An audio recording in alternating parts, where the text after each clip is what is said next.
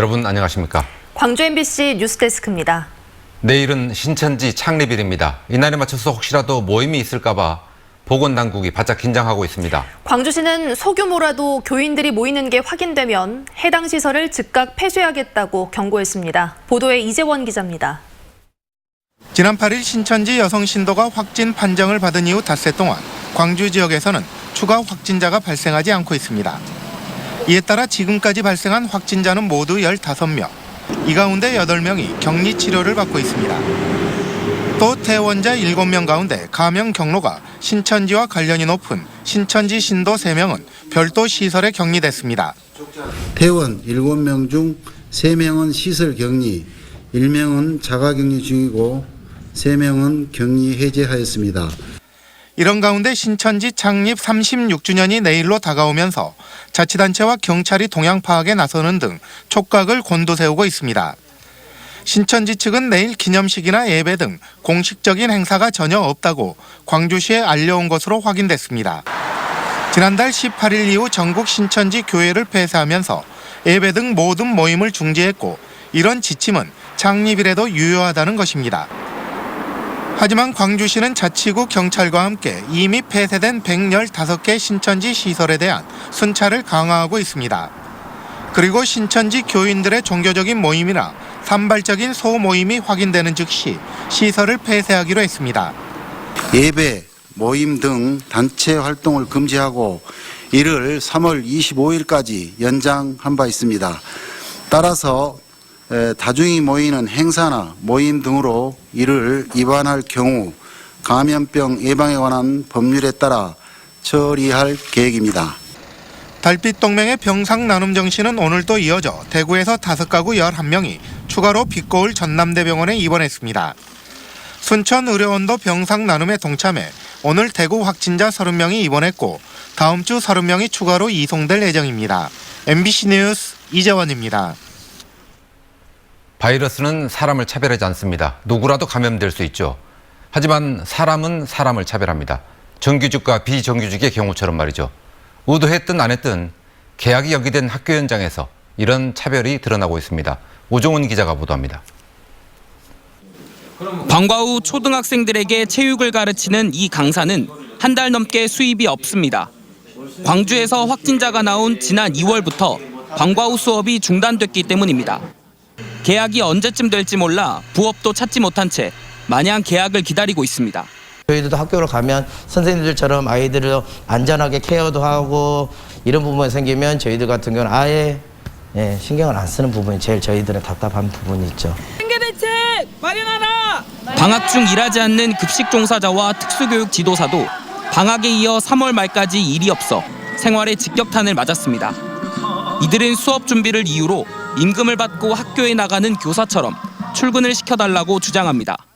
교사나 공무원, 상시 근로자들은 개학이니 출근해라 이렇게 말하면서 방중 비근무자들은 출근하지 말아라. 원칙에 적용해 차별이. 한편 광주시 교육청은 방과 후 학교 강사는 매년 학교와 계약을 맺는 특수고용 노동자 신분이어서 수입을 지원해줄 근거가 없다는 입장입니다. 또 방학 중 일하지 않는 비정규직 노동자는 계약이 연기돼도 전체 수업 일수가 같아 임금 총액의 차이는 없다면서 당장 이번 달에 생활고를 고려해 정기 상여금이나 연차 수당 등을 미리 지급하는 방안을 고민 중입니다. 학생들 수업 일수하고 근무 일수하고 맞춰지는 분들입니다. 인건비를 그렇게 교육부에서 주고 있습니다. 모든 17개 시도교육청이 다 똑같은 이게 문제거든요. 코로나19로 인한 개학 연기로 출근하지 못하고 있는 광주시 방과 후 학교 강사는 2천여 명, 방학 중 미근무 비정규직은 1,900여 명입니다. MBC 뉴스 오종훈입니다. 1년 동안 화재 경보기가 2,500번 넘게 울린 아파트가 있습니다. 오작동으로 밤낮 없이 울려대는 경보기 소리에 입주민들은 극심한 스트레스를 받고 있는데 건설사는 대수롭지 않다는 반응입니다. 남궁욱 기자가 취재했습니다. 모두가 잠든 새벽, 아파트 화재 경보기가 요란하게 울립니다. 불이 났으니 대피하라는 방송도 나옵니다. 화재가 발생하였습니다. 피난 통로로 대피하여 주시기 바랍니다. 시간은 새벽 3시 20분. 하지만 불은 나지 않았습니다. 화재 경보기가 잘못 울린 건 이때뿐만이 아닙니다. 지금 시간이 몇 시야? 비난 통로로 11시 10분. 비난 통로로 10시 대피하여 15분. 주시기 바랍니다. 지난해 1월 입주가 시작된 이 아파트에서 지금까지 화재 경보기가 오작동한 횟수만 2,500여 건. 하루 평균 5번 꼴입니다. 오작동이 자주 발생하자 관리사무소는 아예 경보기를 꺼놓기까지 했습니다. 지금 이런 식으로 작년에는 계속 뭐 화재가 나도 이제 오작동이니까 뭐 바람이 안 나가게끔 사이렌이 안 나가게끔 비상방송이 안 나가게끔 작년에는 이런 식으로 계속 해버린 거죠. 원래 이렇게 하면 안 되는데. 올해 경보기를 다시 작동시키자 하루 2-3번씩 울리는 경보음에 주민들은 고통을 호소하고 있습니다. 경비실하고도 연락이 잘 안 되는 시간이잖아요. 경비실하고도 연락 안 되고 이제 불안하고 애들도 있다 보니까 또 오류구나 이제 이렇게 안심하고 또 잠들면 또 울리고. 지난 1년 동안 오작동을 일으켜 교체한 화재 감지기입니다. 보시는 것처럼 박스를 가득 채우고 있습니다. 하지만 주민들은 교체를 해도 또 오작동이 발생한다며 정확한 원인 파악과 문제 해결을 건설사에 요구하고 있습니다. 화재 감지기가 울리게 되면 입주민들은 이제 안 나오시고 그냥 경비실에 이렇게 인터폰으로 한번 문의하는 정도밖에 안, 공문을 2번을 보내서 조속한 빨리 좀 처리를 해달라고 했는데 건설사는 큰 문제가 아니라는 입장입니다. 겨울에서 봄으로 넘어가는 요즘 결로 현상이 자주 발생하는데 이때 화재 경보기에 습기가 차 오작동이 일어난다는 겁니다. 또 오작동이 발생한 화재 경보기는 교체를 하고 있다고 했습니다. 백호인 쪽에 이제 일부 이제 결로 문턱을 외치기 때문에 이렇게 한기나 좀 이렇게 좀 후에는 해가 넘어갈수록 많이 줄거든요. 안전과 생명을 지켜야 하는 화재 경보기. 하지만 양치기 소년처럼 거짓말을 반복하며 되려 주민들의 안전을 위협하고 있습니다. MBC 뉴스 남궁욱입니다.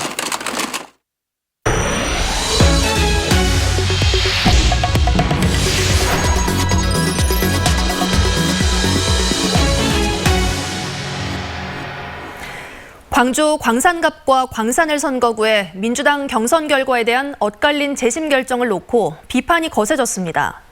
기준과 원칙이 무너진 오락가락한 결정이 잇따라 내려지면서 민주당 선거 전략인 원팀 구성이 구호에 그칠 가능성이 커졌습니다. 이계상 기자의 보도입니다. 더불어민주당 대표 사무실 앞에서 이용빈 예비후보 캠프 관계자들이 재심 기각에 대해 거세게 항의하고 나섰습니다. 이들은 이석경 후보 측이 불법 선거운동을 한 혐의가 드러나 선거관리위원회에 고발 조치가 있었는데도 재심이 받아들여지지 않은 것은 도저히 납득할 수 없다고 주장했습니다. 광산구 선거제 결과를 보고 재심을 하겠다 했는데 아무런 조치가 없습니다. 이게 대해 민주당의 해명이 분명히 필요합니다. 민주당이 경선을 앞두고 후보들에게 안내한 공문을 보면 금지한 선거 운동이 분명하게 적시돼 있습니다. 전화를 통해 투표를 독려하거나 후보자에 대한 지지를 호소하는 행위는 당규상 금지돼 있다고 안내한 것입니다. 선관위 역시 이석경 후보 측이 이 규정을 어겼다며 검찰에 고발했지만 재심위원회와 최고위원회는 문제 삼지 않고 이석경 후보 손을 들어줘 낙천한 후보 캠프에 반발을 자초하고 있습니다. 광산을의 경우는 경선 결과가 나온 이후에 당 지도부가 재심을 받아들여 재경선을 진행하도록 다시 결정했습니다. 재경선 방식은 권리당원을 포함시킬지 말지를 놓고 당 최고위가 오락가락 결정을 하면서 지역구 당원들의 반발이 진행 중입니다. 당의 재경선 결정을 수용하기로 결심했습니다.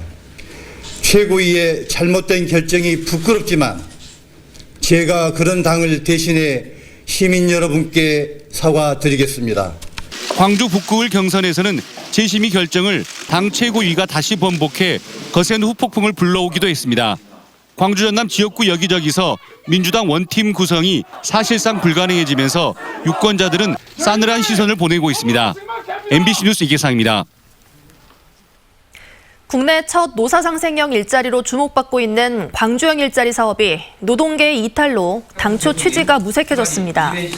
한국노총 광주본부는 어제 운영위원회를 열어 광주시 노사민정협의회가 결의한 광주형 일자리 투자유치 협약을 파기하기로 결정했다고 밝혔습니다.